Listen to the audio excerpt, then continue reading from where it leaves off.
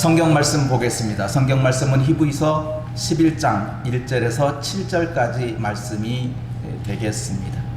믿음은 바라는 것들의 실상이요 보이지 않는 것들의 증거니 선진들이 이로써 증거를 얻었느니라. 믿음으로 모든 세계가 하나님의 말씀으로 지어진 줄을 우리가 아나니 보이는 것은 나타난 것으로 말미암아 된 것이 아니니라.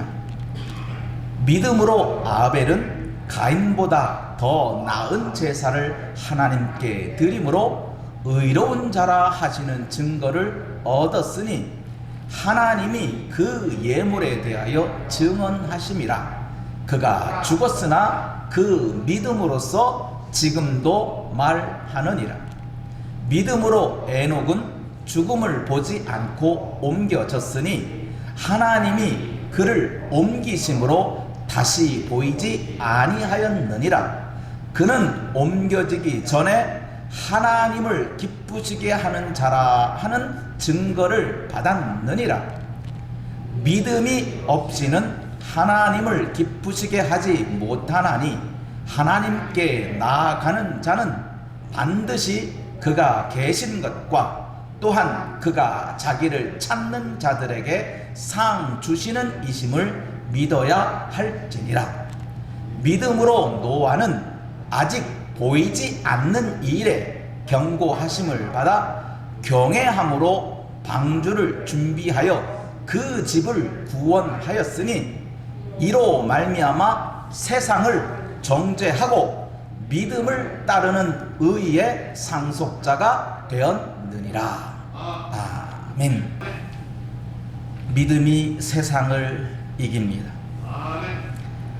계속해서 믿음이라고 하는 것들과 믿음으로 살아간 사람들을 살펴보고 있습니다.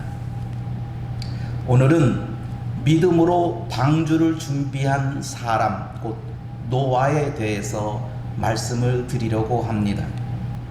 믿음으로 모든 세계가 하나님의 말씀으로 지어진 줄을 안다로 시작된 이 믿음의 선진들의 기록을 아벨처럼 가인보다 더 나은 제사를 드리는 사람으로 에녹과 같이 믿음으로 하나님을 기쁘시게 하여서 죽어도 다시 살고 무릇 살아서 나를 믿는 자는 영원히 죽지 않는다는 신앙으로 살아가는 우리 성도가 되기를 축원합니다.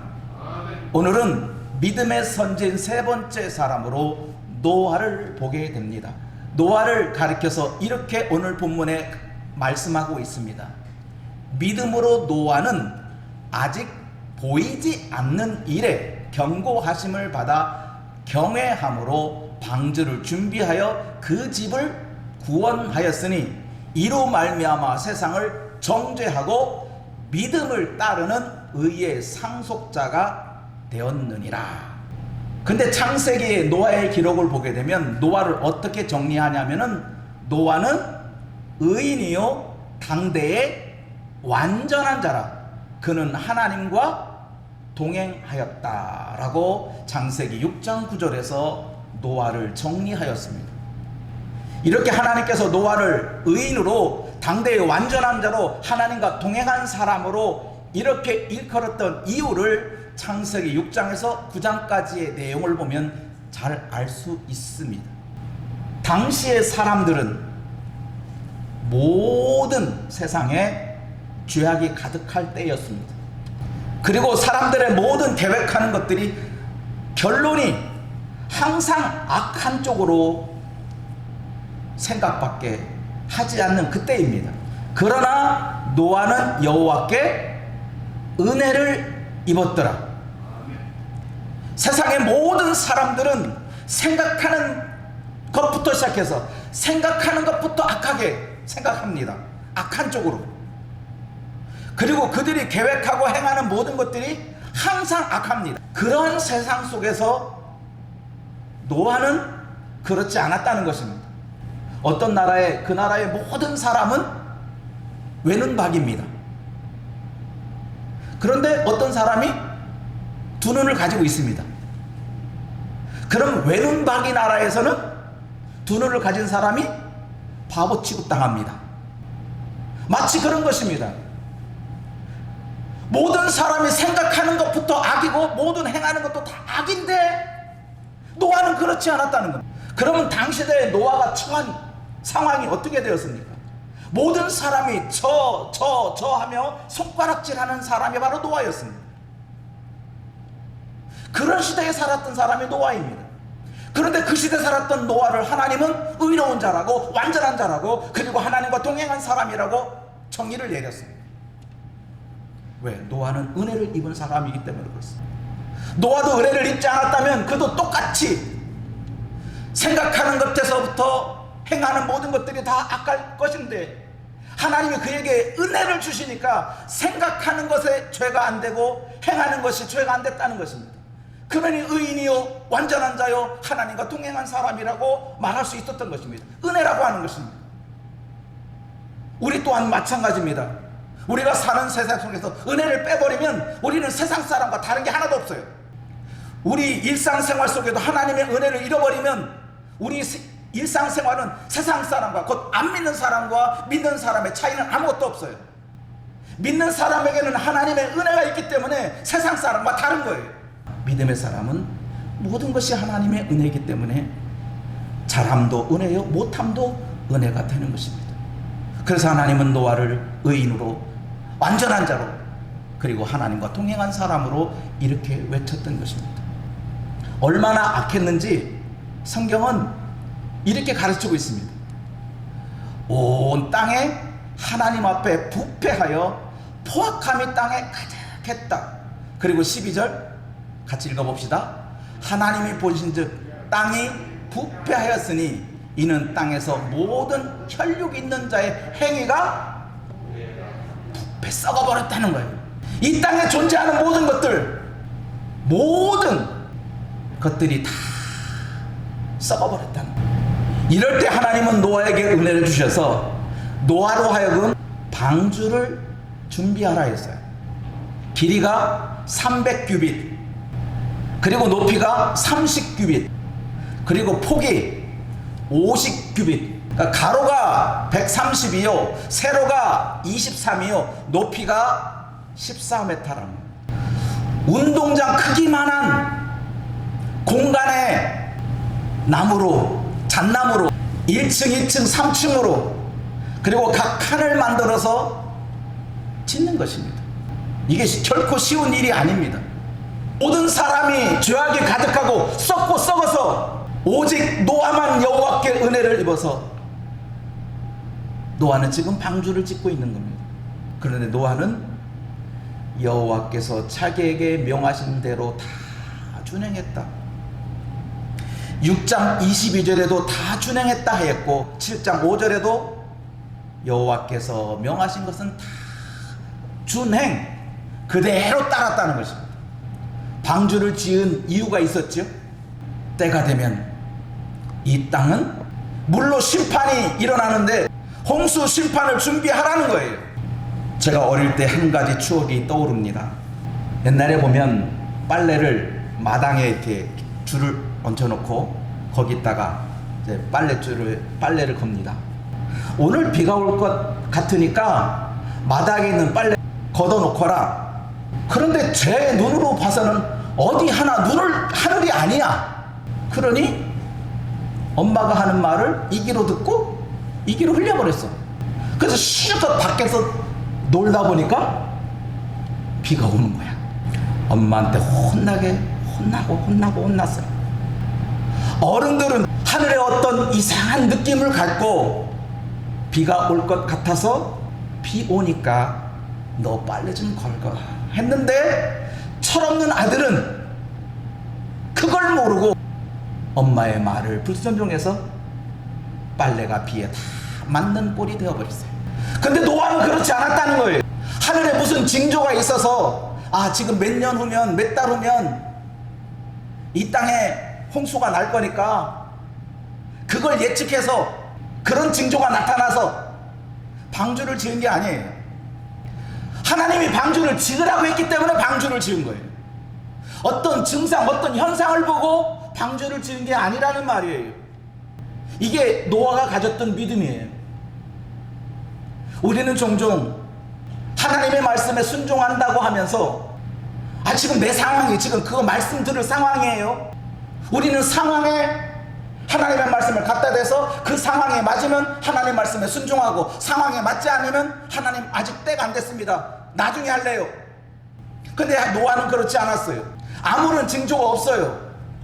1년이 될지 2년이 될지 알지 못하는 상황에서 하나님이 지으라고 하니까, 하나님이 맨날 몇월 며칠에 몇 시에 홍수가 터질 때니까 너는 그때까지 준비하거라 그러지 않았어요.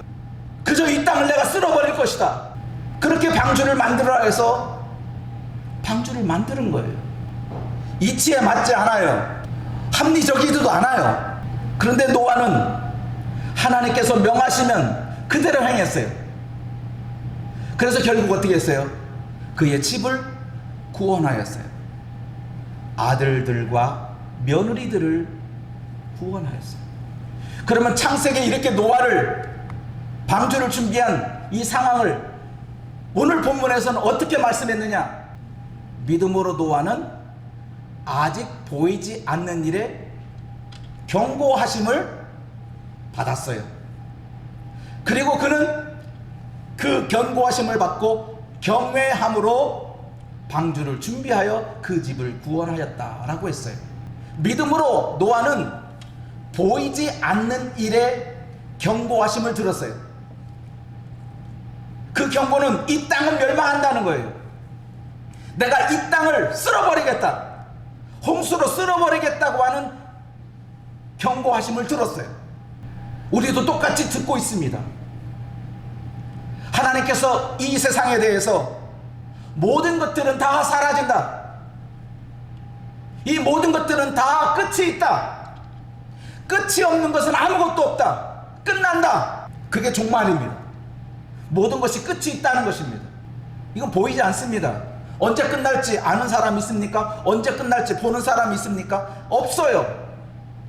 지금까지 종말을 봤다고 하는 사람의 이야기는 다 틀렸어요.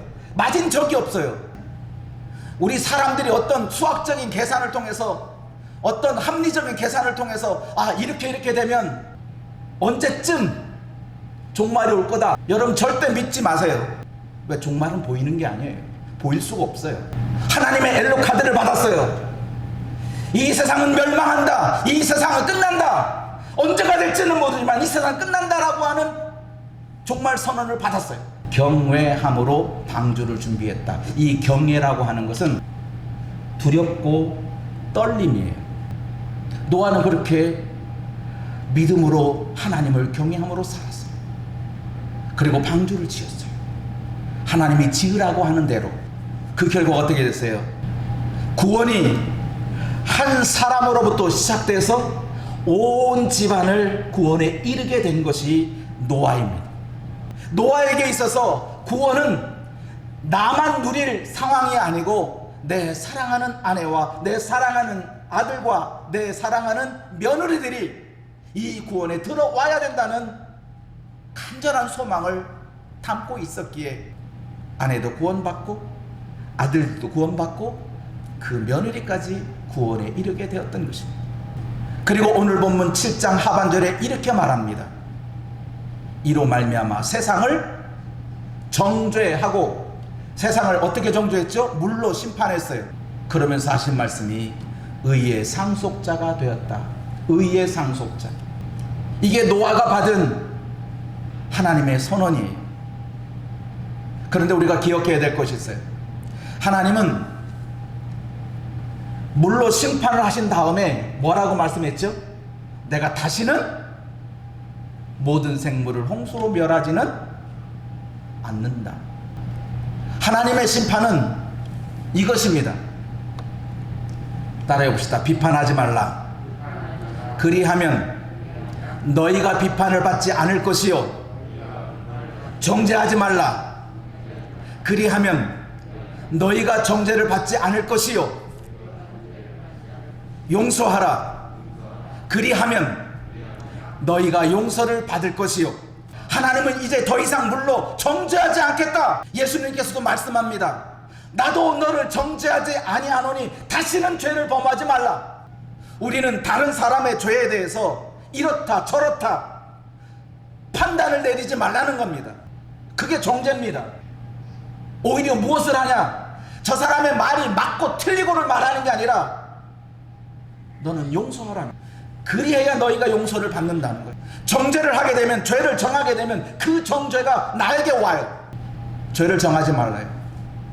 그리고 말합니다. 끝까지 견디는 자가 구원을 받는다. 끝까지 견디는 자는 구원을 받는다는 말은 구원을 받기 위해서는 뭐예요? 끝까지 견뎌야 된다는 거예요.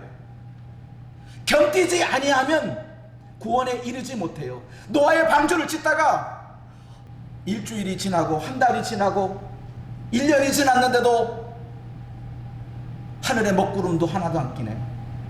홍수는 고사하고 장맛비도 안 올 것 같은 그러한 날이 계속 됐는데도 불구하고 노아는 방주를 지었어요. 끝까지 지었어요. 그래서 구원을 받게 되는 거예요. 그러니 믿음은 한순간의 믿음으로 시작되지만 그 믿음이 구원에 이를 때까지 계속 가야 되는 거예요. 더 나아가서 이렇게 말합니다. 예수님이 내가 다시 올 것인데 인류의 종말에 대한 이야기를 계속 하시면서 뭐라고 말씀했냐면 인자의 임함도 노아의 때와 같다. 노아의 때와 같다. 그 말씀이 마태복음 24장에 있는데 이렇게 정리할 수 있습니다. 홍수 전에 하나님께서 미리 말씀했어요. 경고의 메시지를 주었죠.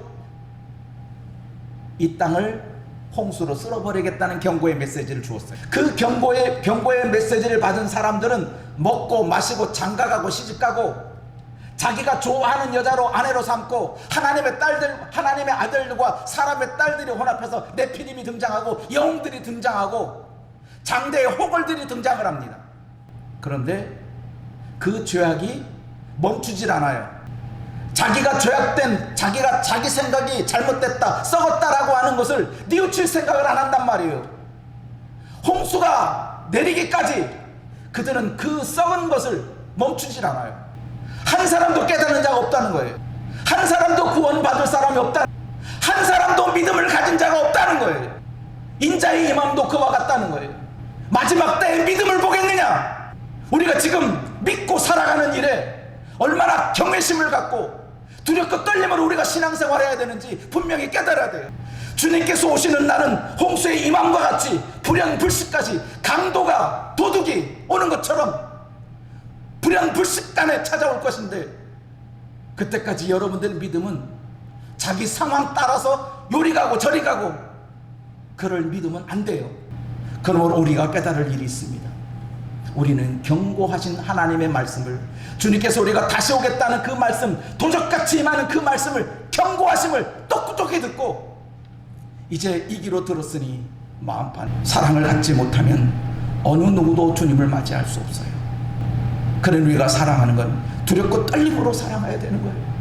내가 사랑하지 않으면 절대 구원에 이룰 수 없다는 그 두려움이 있어야 돼요.